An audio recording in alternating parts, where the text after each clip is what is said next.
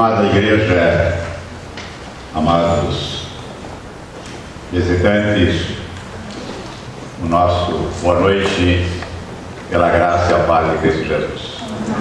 É com muita alegria que nós estamos revendo a igreja. Estivemos aqui por ocasião do aniversário dos 80 anos da existência desta igreja, e hoje, com muita alegria, prazerosamente, estamos aqui. Desde já agradecendo ao pastor Nilson, bem como a sua diretoria, pelo amável convite que nos deram para estarmos aqui nesta ocasião com tão grande responsabilidade, por ocasião dos seus 81 anos de vida, trazer uma mensagem à igreja, e ela deverá vir na orientação e iluminação do Espírito Santo de Deus. Essa é a nossa oração.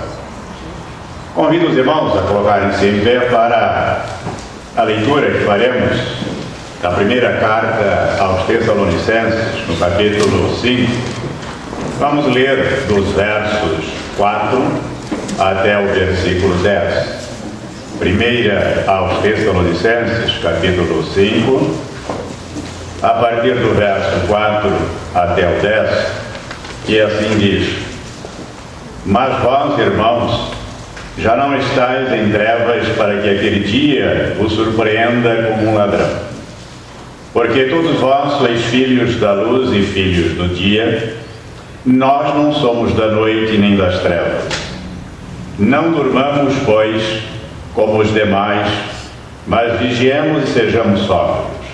Porque os que dormem, dormem de noite, e os que se embebedam, embebedam-se de noite. Mas nós, que somos do dia, sejamos sóbrios, vestindo-nos da couraça da fé e do amor, e tendo por capacete a esperança da salvação. Porque Deus não nos destinou para a ira, mas para a aquisição da salvação por nosso Senhor Jesus Cristo, que morreu por nós, para que, quer vigiemos, quer durmamos, vivamos juntamente com Ele. Que Deus, pois, assim nos abençoe na leitura desta palavra. Curvemos as frontes. Pai querido, Deus eterno, Senhor, nos encontramos na Tua presença e nos alegramos, ó Deus, por tudo quanto aconteceu até este momento.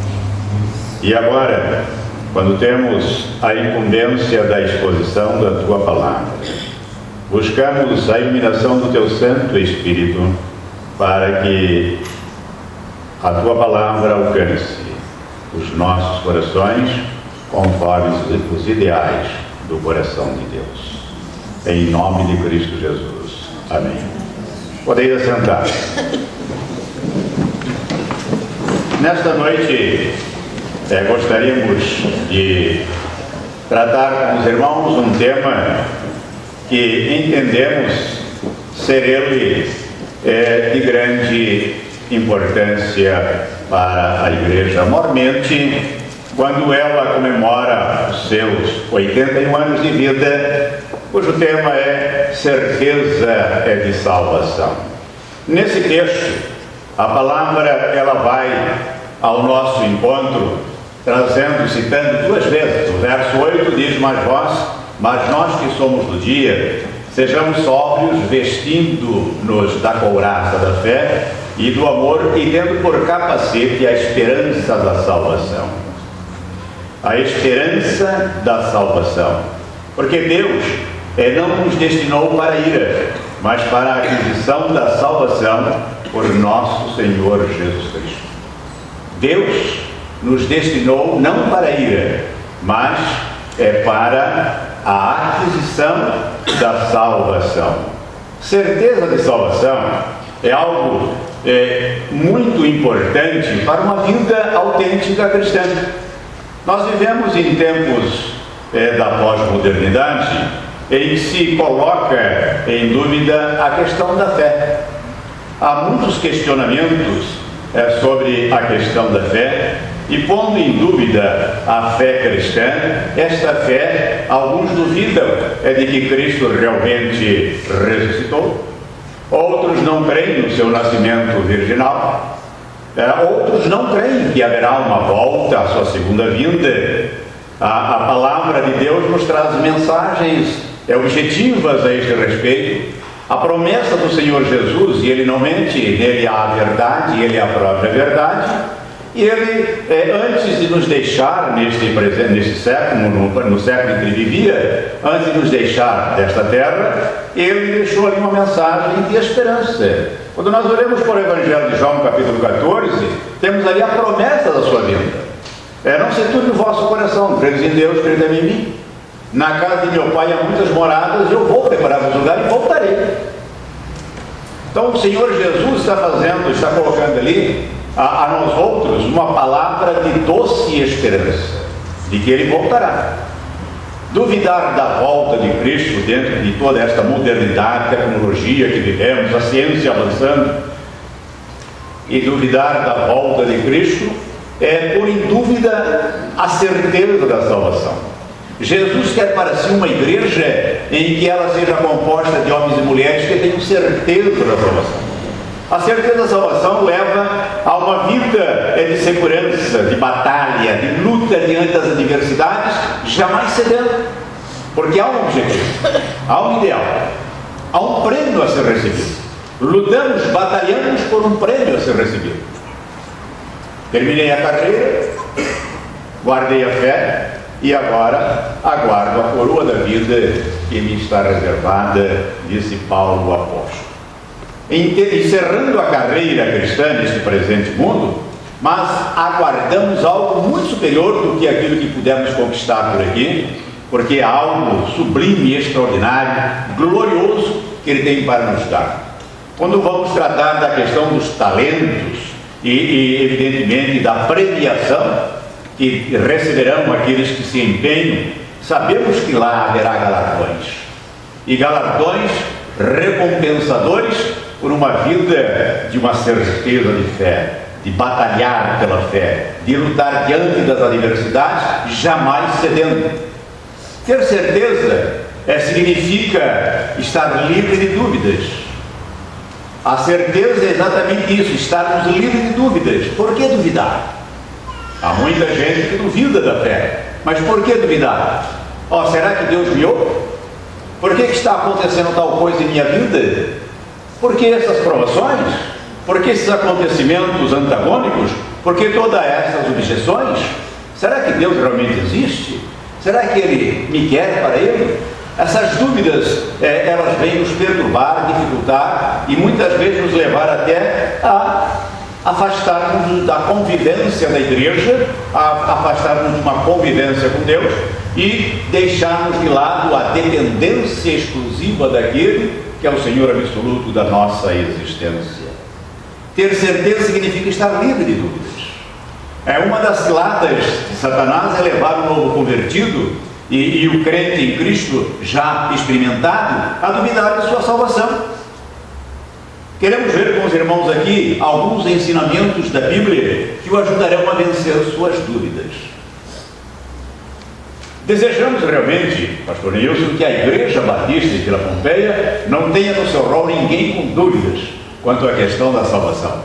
Uma igreja heróica, uma igreja que labuta, que trabalha, que luta com denodo para ver o reino de Deus crescer nesta região e jamais esmorecerá, haja o que houver. Porque é uma igreja composta de homens e mulheres que experimentaram o novo nascimento, que têm um gozo da eternidade já em seu viver e que, portanto, não tem nenhuma dúvida quanto à certeza da salvação.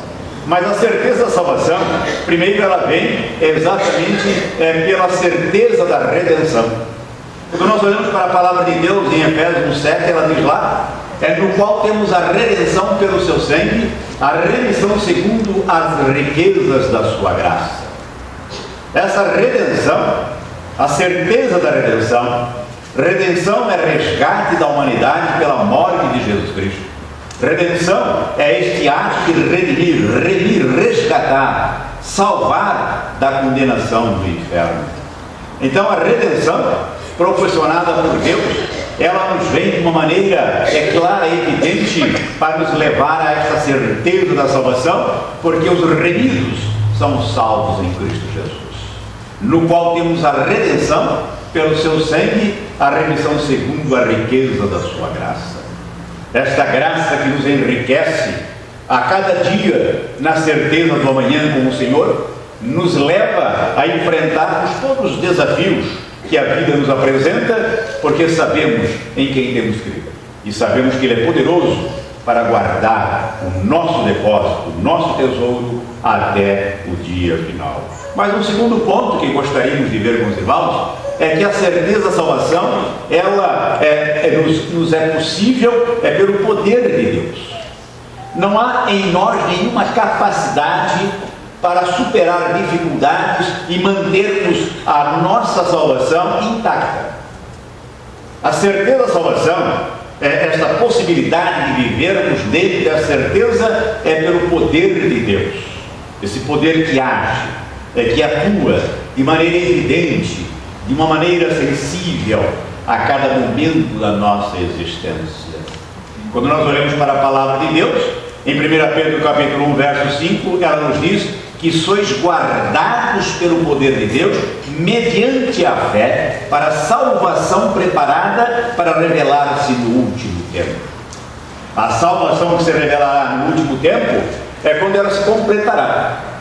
Quando Cristo voltar, então todos estarão ao seu redor, e Ele os levará para si, consumará-se então aí a salvação. Ela se completará desde o momento em que você, em que eu, em que qualquer um de nós tenha tido a experiência do novo nascimento, a fé imorredora em Cristo Jesus, o nascer de novo na regeneração do poder do Espírito Santo. A partir daí nós temos a salvação, a certeza da salvação, mas ela vai se firmando, ela vai se desenvolvendo, até que ela atinja o ápice naquele momento da volta de Cristo, que nos chamará para estarmos com Ele.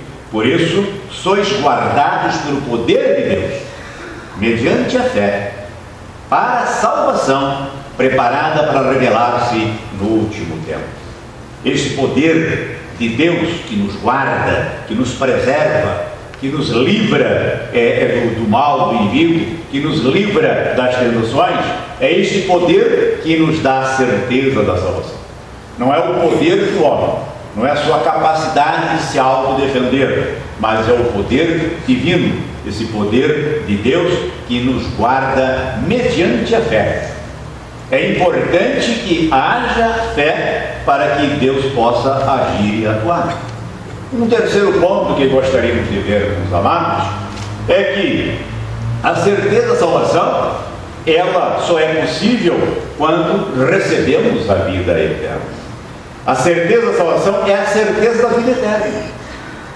Há muita gente que questiona que não podemos ter certeza da vida eterna. Às vezes vamos dialogar com alguém, conversar com alguém e diz, não é possível ter certeza da vida eterna, porque nós não sabemos o que vai acontecer amanhã.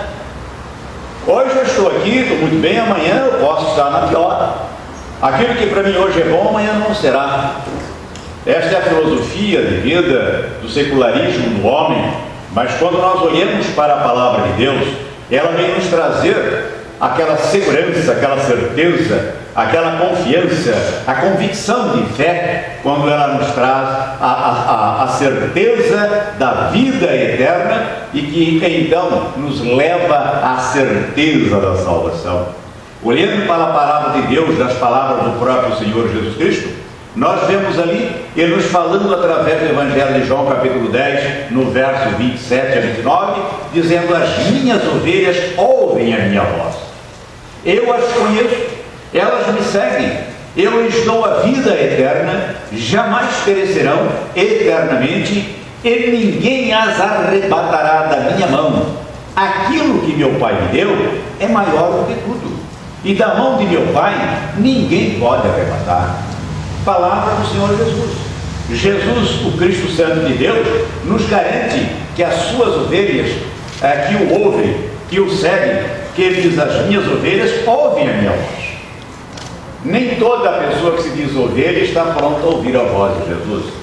Mas as minhas ovelhas, as verdadeiras ovelhas de Cristo, elas ouvem a sua voz. E ele diz: eu as conheço. Não somos desconhecidos para Jesus. Ele nos conhece.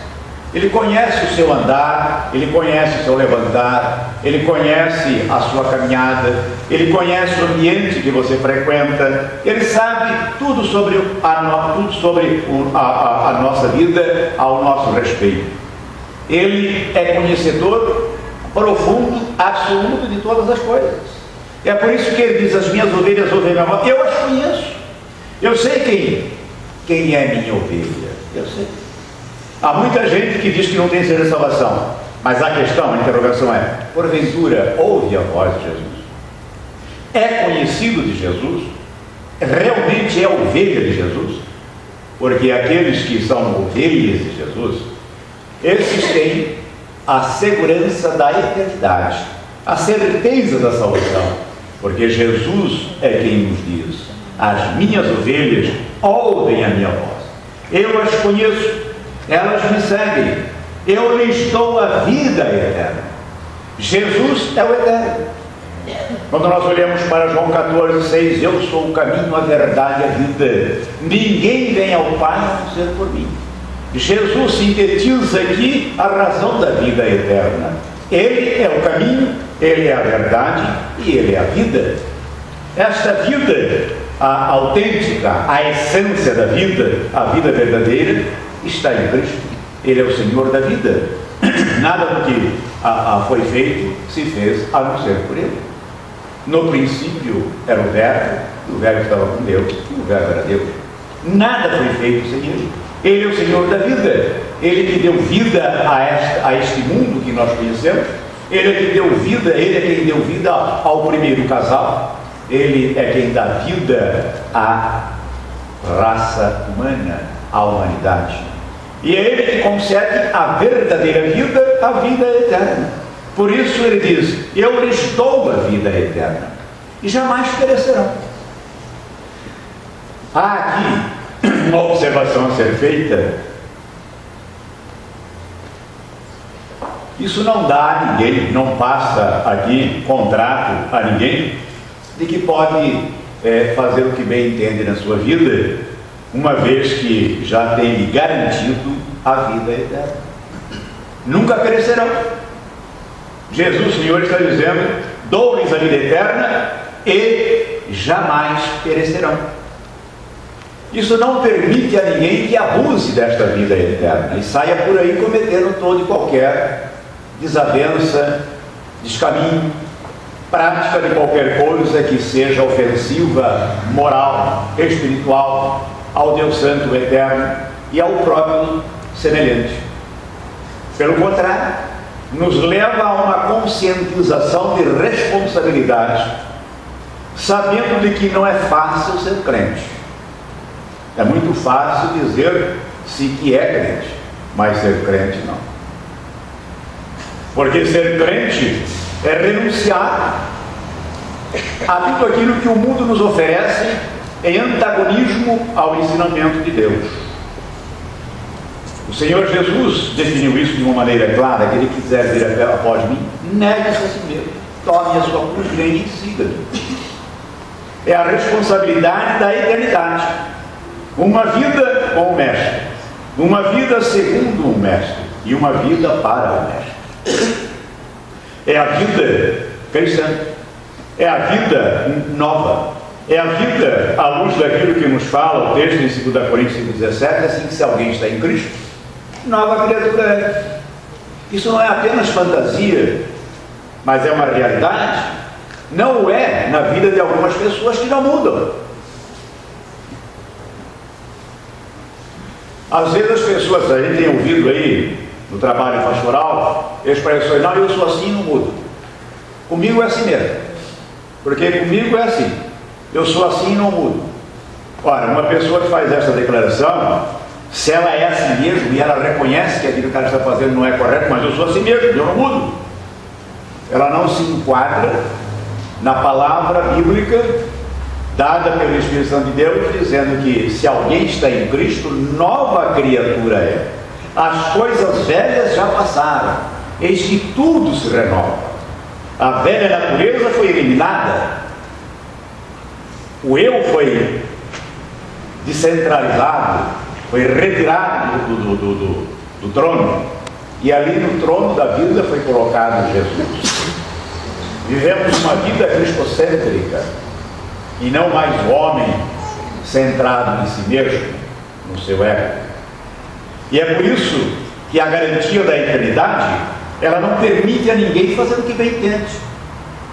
Eu ouvi certa ocasião de um irmão em Cristo, com todo o devido respeito, e ao observar determinadas coisas que ele praticava, que ele fazia, ao interrogá-lo e interpelá-lo sobre aquela conduta, ele diz: o que é que está escrito lá na Bíblia? Filho meu, dá-me o teu coração. O meu coração é de Deus, o corpo é meu, faço o que eu quero. Então essa foi a colocação daquele cidadão. Me deu uma lição de teologia moderna, uma interpretação espetacular. Está lá escrito: filho meu, dá-me o teu coração. O meu coração eu já dei para o Senhor, agora o corpo é meu, com ele eu faço o que eu quero.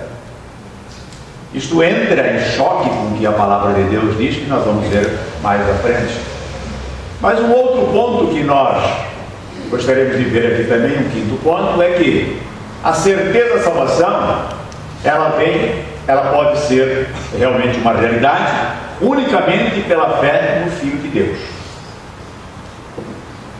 A salvação somente através de Jesus Cristo. Certa ocasião eu ouvia de um programa radiofônico que o apresentador disse: Jesus diz que há muitas moradas. Então os irmãos vejam o que é a interpretação. Jesus disse que há muitas moradas. Ora, se há muitas moradas, há muitos caminhos. São várias moradas, para cada morada há um caminho. Então são vários caminhos. Não. Isto não é o que as Escrituras afirmam. Jesus diz: eu sou o caminho. Ninguém vem ao Pai a não ser por mim. Ele é o único caminho que nos conduz ao céu. Por isso a salvação, a certeza da salvação, é somente para aqueles cuja fé está firmada única e exclusivamente no Filho de Deus. Quando nós olhamos para a primeira carta de João, no capítulo 5, verso 13, ele diz lá: essas coisas vos escrevi a fim de saberdes que tendes a vida eterna, a vós outros que credes em o nome do Filho de Deus. Só os que creem no nome do Filho de Deus é que podem ter a certeza da salvação. Porque Ele, e somente Ele, é que concede esta vida eterna. Essas coisas nos escrevi a fim de saberdes que tendes a vida eterna, a vós outros que credes em o nome do Filho de Deus. Somente com a fé em Cristo Jesus é que podemos ter a certeza da salvação. A certeza da salvação, ela vem também através de uma outra possibilidade, ou de um outro ensinamento que nós gostaríamos de apresentar. A certeza da salvação só será possível quando completada por Deus. E a certeza da salvação é que nós cremos que ela será completada por Deus. Ela foi iniciada, mas será completada por Deus. Deus nos dá esse início no chamamento da mensagem evangelística, mas Ele vai dar a complementação. Porque nós não temos a competência ou a capacidade de zelarmos pela nossa a salvação, pela nossa competência, pela nossa capacidade, pelos nossos meios próprios. Nós dependemos da ação do Espírito Santo E Ele, o Deus Santo e Eterno, vai completar esta obra realizada em nós, a obra da salvação. Quando nós olhamos para Filipenses 1,6, deparamos ali com esta afirmativa: estou plenamente certo de que aquele que começou a boa obra em vós há de completá-la até o dia de Cristo. Novamente nós temos aqui a promessa da volta de Jesus. E então nos afirmam as Escrituras que esta fé que nós exercemos em Cristo, esta fé que nós praticamos, ela nos dá certeza da salvação, e que esta salvação será completada por Deus, que iniciou a boa obra e completará. Ele começou esta boa obra e Ele vai completá-la até o dia de Cristo. Porque quando Ele voltar, Jesus, o Cristo eterno, então a igreja, os salvos, os que têm a certeza da salvação, irão ao encontro dele para aquele gozo glorioso, magistral, lá no céu de Deus. Aquele céu reservado para os salvos em Cristo Jesus. Mas quanto à certeza da salvação, o apóstolo João, ele alerta ao perigo que o mundo nos cerca, ao perigo que está aí a afrontar para nos destituir dessa certeza de salvação. Quando nós olhamos para a palavra de Deus, nós vemos o apóstolo João falando a este respeito, quando ele nos fala ali no capítulo 15 do Evangelho de João, e ele vai nos dizer exatamente um alerta para que sejamos cuidadosos quanto àquilo que o mundo está aí a realizar. Em João capítulo 15, o Senhor Jesus adverte a sua igreja, alerta a sua igreja, instrui a sua igreja de uma maneira amorosa, mas ao mesmo tempo chamando-lhe a atenção para o cuidado que deve ter. Em João 15:18 nós lemos: se o mundo vos aborrece, sabei que primeiro que a vós me aborreceu a mim. Se vós fosseis do mundo, o mundo amaria o que era seu, mas porque não sois do mundo, antes eu vos escolhi do mundo, por isso é que o mundo vos aborrece. Notar que o aborrecimento mundano para com a igreja é exatamente numa represália por não estarmos andando segundo o príncipe deste mundo, segundo o Senhor deste mundo. Se vós fosseis do mundo, o mundo amaria o que era seu, mas porque não sois do mundo, antes eu vos escolhi do mundo, por isso é que o mundo vos aborrece. Então Jesus está aqui alertando o zelo que temos que ter, o cuidado para a certeza desta salvação, que é um tesouro eterno, que é um tesouro que nos dá garantia da passagem para a eternidade ao lado de Deus.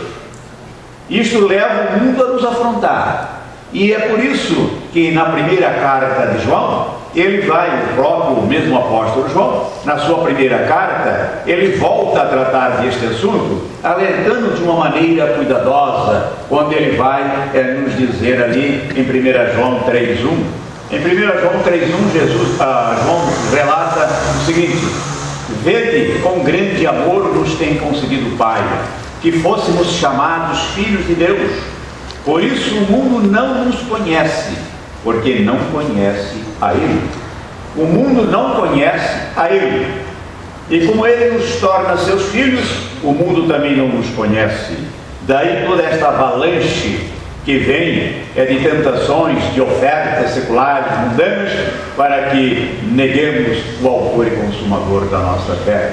E ainda, no mesmo capítulo 3 de 1 João, no versículo 13, ele reforça dizendo: meus irmãos, não vos maravilheis se o mundo vos aborrece. O mundo nos aborrece não é de uma maneira afrontosa, assintosa, berrante. O mundo nos aborrece através de sorrateiramente nos trazer determinados procedimentos convenientes para que sutilmente nós deixemos a fidelidade ao Senhor da vida. E com isso venhamos a cair nas suas armadilhas e cometamos erros que nos envergonhem e nos levem a nos afastarmos daquele que é o Senhor da vida, passando a não termos a certeza da salvação. A esse respeito, sobre o cuidado que temos que ter,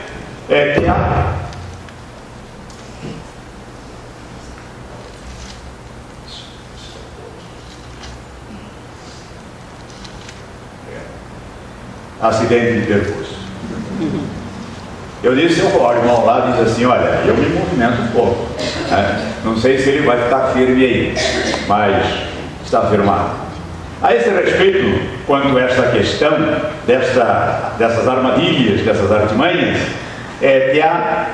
McMahon, ele diz, de acordo com o nosso mundo, que tem sido fortemente influenciado pela psicologia humanística, que é a base contemporânea de todos os ensinamentos que centralizam o eu.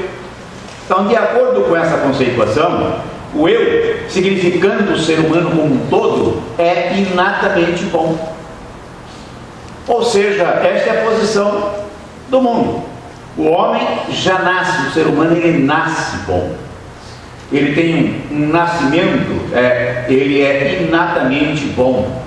Defeitos ou disfunções na vida de uma pessoa partem de fontes de influência externa ou de influências externas à pessoa em si.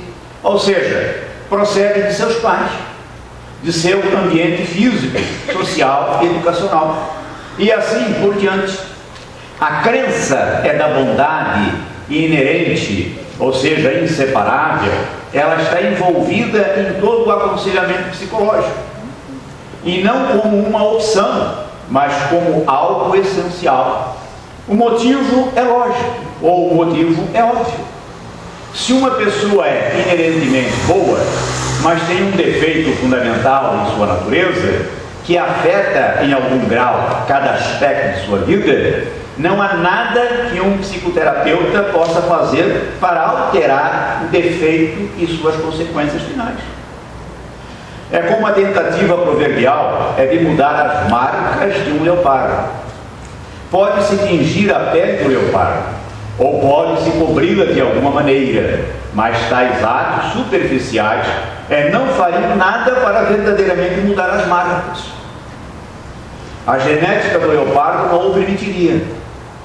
Porém, se o eu é deveras inerentemente bom, não é simplesmente uma questão de um conselheiro psicológico conseguir que seu cliente reconheça a bondade em seu eu e de remover psicoterapeuticamente todas as coisas que estão impedindo o sucesso daquela crença. Há mais de 500 diferentes psicoterapias que têm fingido fazer exatamente isso, mas muitas delas se chocam umas contra as outras e nenhuma delas prova, ou pelo menos torna plausível, a teoria da bondade inerente do homem. Quando nós olhamos para a palavra de Deus, ela nos traz a conceituação divina a esse respeito.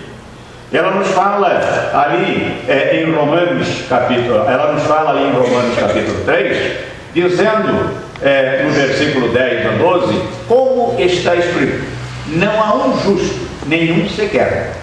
Não há ninguém que entenda, não há ninguém que busque a Deus. Todos se extraviaram e juntamente se fizeram inúteis. Não há quem faça o bem, não há nem um só. Este é o quadro patético que Deus contempla a humanidade. Foi assim que ele pôde contemplar o estado lamentável da humanidade e ter que providenciar o plano salvífico em Cristo Jesus, seu Filho amado. Consequentemente, todas as metodologias apenas se referem aos problemas do cliente como questões sintomáticas, porque elas não podem fazer nada para mudar a natureza da humanidade. Entretanto, o que é impossível ao homem é possível a Deus. A Bíblia, ela declara inequivocamente que o coração do homem não é bom.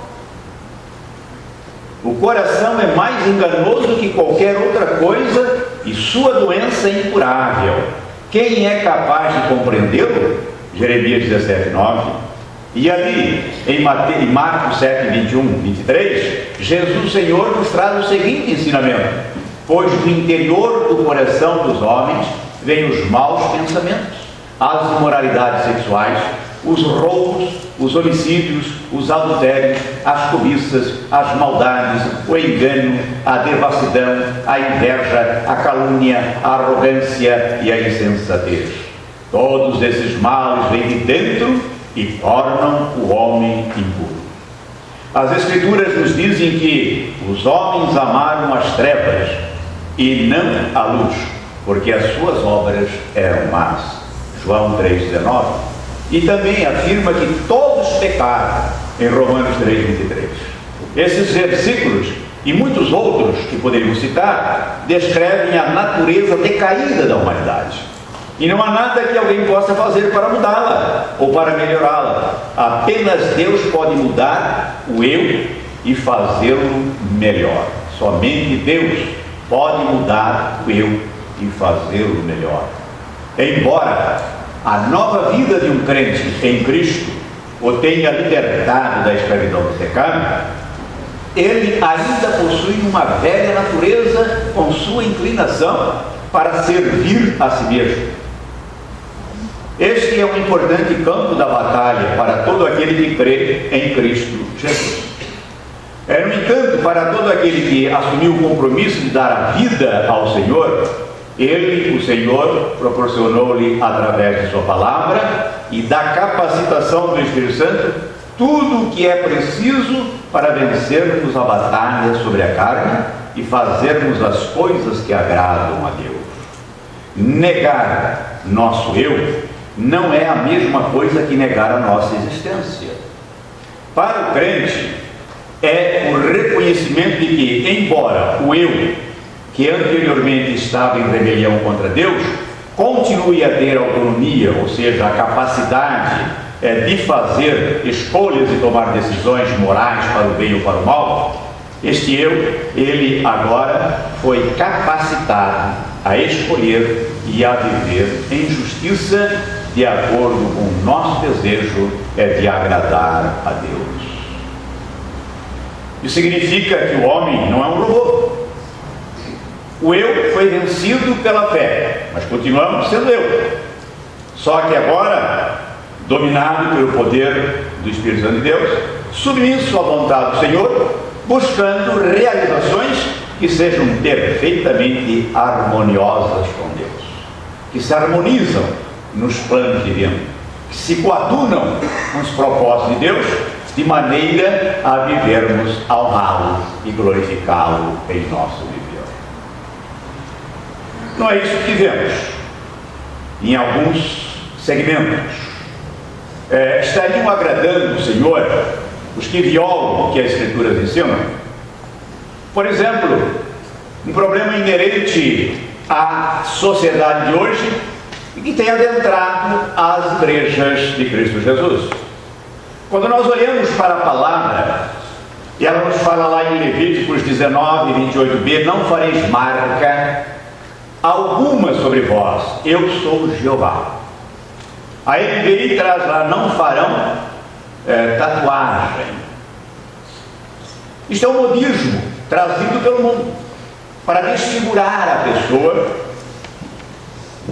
e é inconcebível aquele que pertence ao Deus Santo e Eterno numa experiência dívida de novo nascimento aderir a tal prática. Por quê? Ele conclui dizendo: eu sou Jeová, eu sou o Santo dos Santos, eu sou santo, e ele escolheu para si um povo santo. Então, quando alguém, conhecedor das Escrituras, porque aquele que desconhece, ele é um ignorante da Escritura, e ele vai atrás de tudo que o mundo lhe apresenta. Mas quando alguém está realizando isso, ele está dizendo: ó Deus, tu não és perfeito, tu não soubestes fazer o meu corpo, mas eu vou lhe ensinar como é que o meu corpo deveria ser. E aí vem toda aquela pintura para dizer: assim deveria ser o meu corpo, e não como o Senhor fez. Mas Deus diz: não farás, porque eu sou Jeová, porque eu sou o Senhor dos senhores, porque eu sou santo. e eu quero para mim homens e mulheres santos. Quando nós olhamos para o mesmo livro de Levíticos, dizendo lá no capítulo 21, verso 5b, não farás furos em seu corpo, santos serão o seu Deus. Nós vemos hoje o modismo da sociedade, é furos no corpo para tudo quanto é lado, para colocar tudo quanto é tipo de badulaque em seu corpo. Dizendo ao Criador, não soubestes criar o meu corpo. O meu corpo deveria ser assim, ó, no meu umbigo deveria ter aqui um enfeite. Na minha narina deveria ter assim. Na minha sobrancelha, no meu supercílio, deveria ter isso. O Senhor não soube fazer o corpo humano. É a declaração de quem está fazendo isso. Ou é a vaidade que encobre a fidelidade ao Deus Santo e Eterno.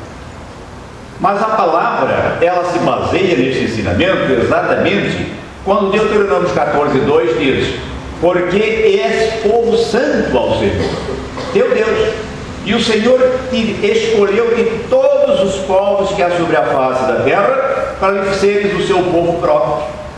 Então Deus quer para si um povo próprio, diferente, não marcado pelos segmentos do mundanismo, do satanismo, mas identificado de maneira ideológica com o plano divino, com o propósito de Deus.